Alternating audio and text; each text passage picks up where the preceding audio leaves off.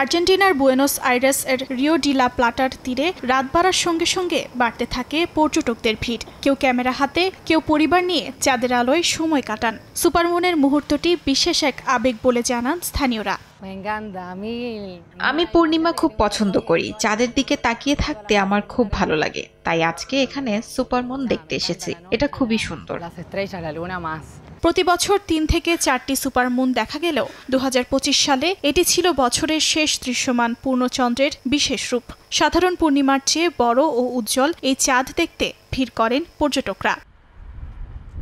বিশেষ এই সুপারমুনের নাম কোল্ড মুন। বিবিসি জানায়, বছরের প্রতিটি পূর্ণিমারই একটি করে নাম রয়েছে, যা গ্রেগরিয়ান ক্যালেন্ডারেরও বহু আগে থেকে প্রচলিত। বিবিসি ওয়েদার অনুযায়ী আগামী পূর্ণিমা দেখা যাবে ২০২৬ সালের ৩ জানুয়ারি। সেটির নাম হবে উলফ মুন। অর্জিতা শেহজিন, সময় সংবাদ।